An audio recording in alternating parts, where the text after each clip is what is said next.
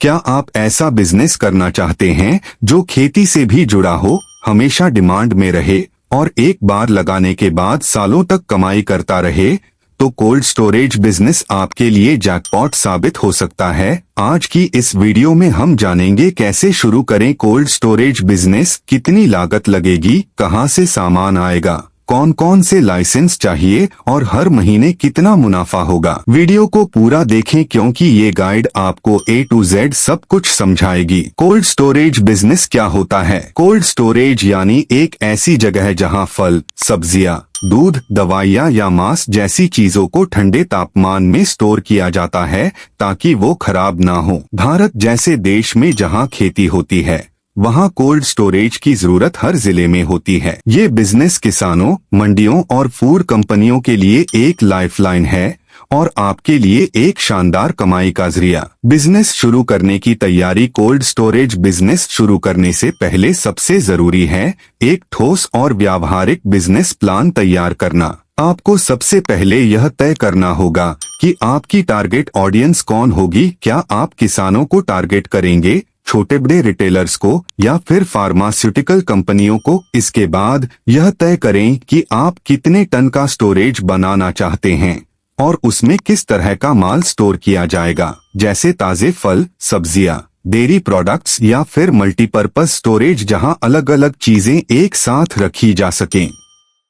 इसके बाद आती है लोकेशन की बारी। कोल्ड स्टोरेज के लिए सही लोकेशन का चुनाव बेहद अहम होता है। कोशिश करें कि आपकी यूनिट किसी कृषि मंडी के पास, शहर के बाहरी इलाके या फिर ऐसी जगह पर हो जहां से ट्रांसपोर्टेशन की सुविधा अच्छी हो। सही लोकेशन न सिर्फ ग्राहकों को आकर्षित करेगी बल्कि लॉजिस्टिक कॉस्ट भी कम करेगी और प्रोडक्ट्स की ताजगी बनाए रखेगी। जरूरी मशीनरी और सेटअप। कोल्ड स्टोरेज बिजनेस का दिल होता है उसका टेक्निकल सेटअप और मशीनरी। अगर आपका सेटअप सही और एडवांस होगा तो स्टोरेज लंबे समय तक टिकाऊ रहेगा और ग्राहकों का भरोसा भी बढ़ेगा। इसके लिए आपको कुछ अहम इक्विपमेंट्स की जरूरत पड़ेगी, जैसे प्री कूलिंग चेंबर जो ताज़ा माल को स्टोर करने से पहले उसकी गर्मी को निकालने का काम करता है। कोल्ड रूम्स जहां तापमान को नियंत्रित करके माल को लंबे समय तक सुरक्षित रखा जाता है। इंसुलेटेड वॉल्स ताकि ठंडक अंदर बनी रहे और बिजली की खपत कम हो। डीप फ्रीजर्स खास तौर पर उन प्रोडक्ट्स के लिए जो बहुत कम तापमान पर स्टोर होते हैं।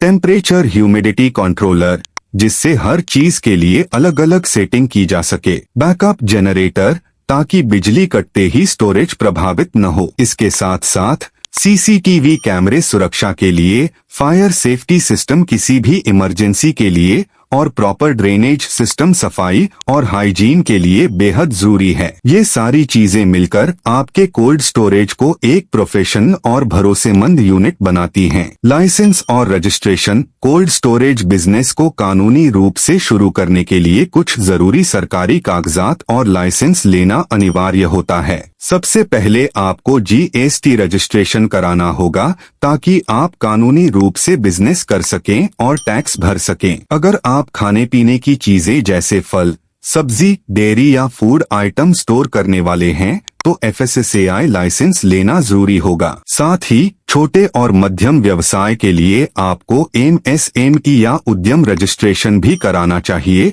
जिससे आपको सरकारी स्कीमों और सब्सिडी का लाभ मिल सके। इसके अलावा पर्यावरण को ध्यान में रखते हुए आपको पोल्यूशन NOC यानी प्रदूषण नियंत्रण बोर्ड से अनापत्ति प्रमाण पत्र लेना होगा। और क्योंकि यह एक कमर्शियल यूनिट है इसलिए कमर्शियल बिजली कनेक्शन भी लेना जरूरी है जिससे बिजली कटने पर कोई दिक्कत न हो और आप आसानी से पावर लोड बढ़वा सकें। इनमें से अधिकतर रजिस्ट्रेशन का ऑनलाइन प्रोसेस भी उपलब्ध है और अगर आप चाहें तो मैं इन सभी जरूरी डॉक्यूमेंट्स के लिए डायरेक्ट लिंक भी आपको दे सकता हूं। इन्वेस्टमेंट और खर्च। अब आते हैं उस सबसे अहम हिस्से पर जिसका हर बिजनेस प्लान में सबसे ज्यादा ध्यान रखा जाता है, लागत। कोल्ड स्टोरेज सेटअप करने में शुरुआत में जो इन्वेस्टमेंट लगेगा वो कई हिस्सों में बंटा होगा। आइए समझते हैं। एक अनुमानित खर्च।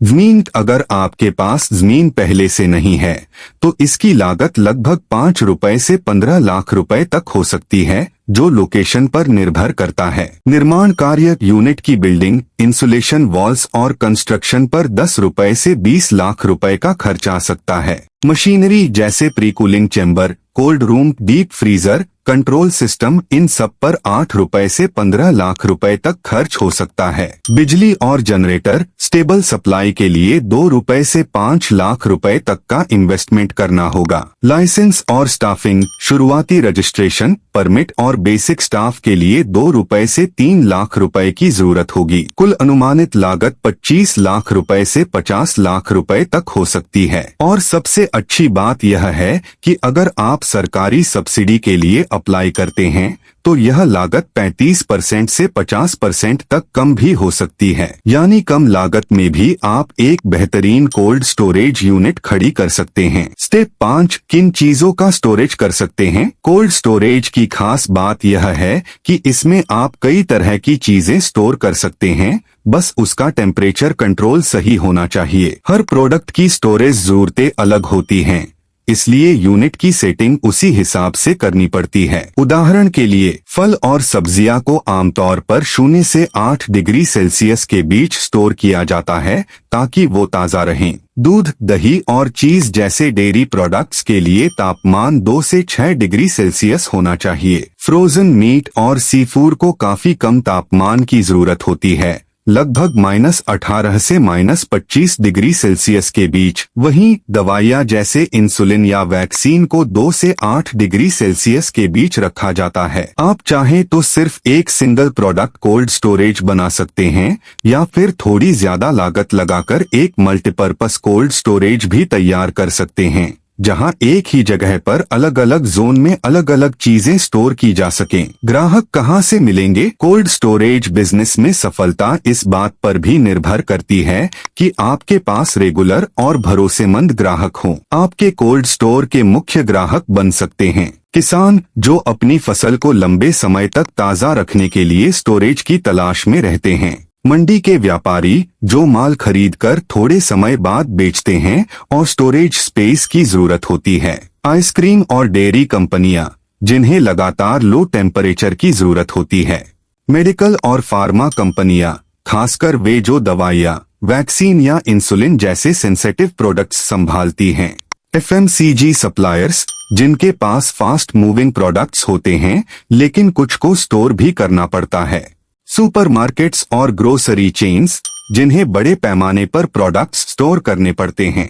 आप चाहें तो इन सभी से भी 2 टाई अप कर सकते हैं, जिससे आपका कोल्ड स्टोरेज हर सीजन में चलता रहे। इसके अलावा आप मंडी में जाकर डायरेक्ट किसानों और व्यापारियों से भी डील कर सकते हैं और लोकल नेटवर्क बनाकर अपना क्लाइंट बेस मजबूत कर सकते हैं। स्टेप 7, कमाई और प्रॉफिट कैसे होगा? अब बात करते हैं इस बिजनेस के सबसे दिलचस्प हिस्से की, कमाई और मुनाफे की।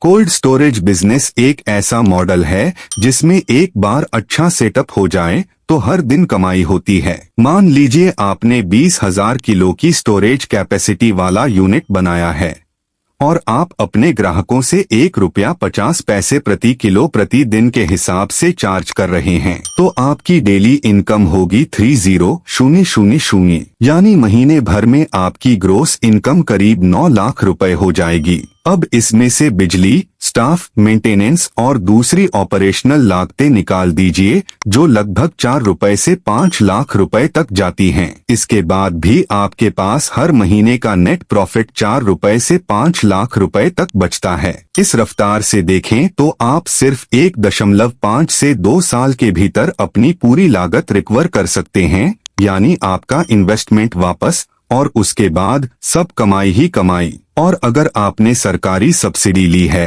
तो ये रिटर्न टाइम और भी कम हो सकता है। यही वजह है कि कोल्ड स्टोरेज बिजनेस आज के समय में एक low risk high profit model बनकर उभरा है। स्टेप 8, मार्केटिंग कैसे करें?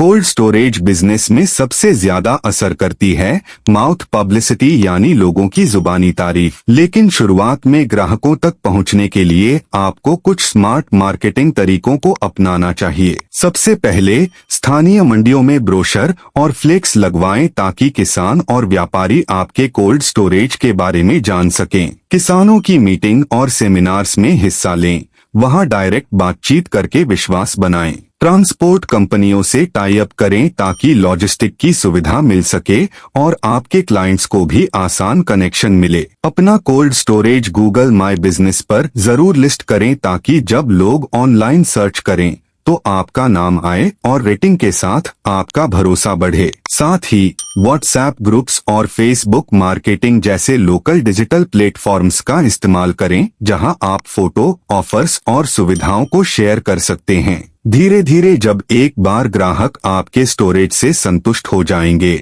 तो वो खुद ही दूसरों को रेफर करेंगे और यही बनेगा आपके बिजनेस का सबसे मजबूत प्रचार माध्यम। बोनस, सरकारी सब्सिडी कैसे मिले? अगर आप कोल्ड स्टोरेज बिजनेस शुरू करना चाहते हैं और खर्च को कम करना चाहते हैं तो आपके लिए एक बेहतरीन मौका है सरकारी सब्सिडी का फायदा उठाने का। आपको नबार्ड या हॉर्टिकल्चर विभाग से आपकी प्रोजेक्ट लागत का 35% से 50% तक सब्सिडी मिल सकती है। इसके लिए सबसे जरूरी होता है एक मजबूत DPR यानी डिटेल्ड प्रोजेक्ट रिपोर्ट तैयार करना, जिसमें आपके बिजनेस का पूरा प्लान, खर्च, संभावित कमाई, लोकेशन और टेक्निकल डिटेल्स शामिल हों। इसके साथ ही आपको किसी बैंक से लोन पास करवाना होता है ताकि आपकी फाइनेंसिंग क्लियर हो और सब्सिडी एप्लीकेशन आगे बढ़ सके।